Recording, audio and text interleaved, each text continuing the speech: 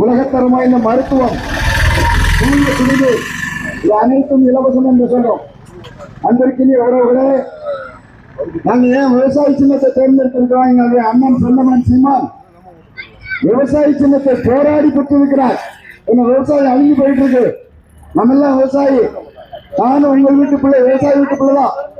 எங்களுடைய அண்ணன் செந்தமன் சீமான விவசாய வீட்டு பிள்ளைதான். விவசாயத்தை தேர்ந்தெடுக்க காரணம் என்னன்னு சொன்னா, ஒவ்வொருத்தரும் உணவுல கை வைக்கும் போது நினைவு கூறக்கூடிய சின்னம் விவசாயி. ஒரு நபர் விவசாயி, அதனால விவசாயி சின்னத்தை வச்சிருக்காரு. நாங்க குடிக்க விட மாட்டோம், நம்ம பிள்ளைகளை படிக்க வைப்போம். ஒரு தலைமுறையை குடிகார தலைமுறையாக மாற்றி இருக்கிறார்கள். ஒருவேளை 10ஆம் கிளாஸ் 12ஆம் கிளாஸ் படிக்கிறவங்க கூட அதை நாடி போறான். முதல்ல அதை கொடுத்து கொஞ்சம் கொஞ்சமா மாற்றி நம்மளை அதுக்கு அடிமைத்தனமாக்கிட்டாங்க.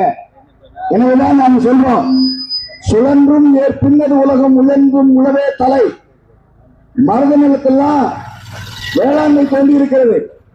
மதுரை மருதநில மக்கள், மல்லிகாபுர மக்கள், மருதநில மக்கள் வேளாண்மையை அடிப்படையாக தொழிலாக கொண்டு தொழிலாக வைத்திருக்கக்கூடிய மக்கள். அன்பிற்கு உறவுகளே, உங்களுடைய சின்னத்தை தான் எங்களுடைய அண்ணன் செந்தமன் சீமான் வச்சிருக்கிறார். எனவேதான் நீங்கள் வாக்களிக்க வேண்டிய சின்னம் விவசாய சின்னம் அப்படின்னு சொல்லுவாங்க. ஒரு கோரிக்கையை நீண்ட காலமாக வைத்திருக்கிறார்கள். அன்பிற்கு பட்டியலில் இருக்கின்ற கோரிக்கையை வைத்திருக்கிறார்கள். இதை ஏற்றுக்கொண்ட ஒரே கட்சி நம்முடைய நாம் தமிழர் கட்சி. தேனியில ஒரு பொதுக்கூட்டம் நடத்தினாரு. அந்த பொதுக்கூட்டத்தை நீங்கள் மாநாடாக மாற்றி காட்டினீர்கள். அதோட விடல எங்களுடைய அண்ணன் செந்தமன் சீமான், ஏன்னா நம்ம சொந்தக்காரரு சீமான், நம்ம சொந்தக்காரரு. அவர் என்ன பண்ணாரு, ஒரு சென்னையில் நடக்கூடிய பொதுக்குழு கூட்டத்திலையும் நாம் தமிழர் தீர்மானம் நிறைவேற்றாரு.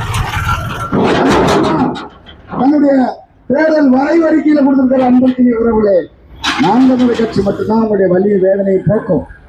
இந்த பட்டியலிருந்து வெளியேற்றி வேறு ஒரு பட்டியலுக்கு மாற்றி வைக்கிறதுக்கு மாநில அரசாங்கம் பரிந்துரை செய்யணும். இந்த திமுக பரிந்துரை பண்ணல.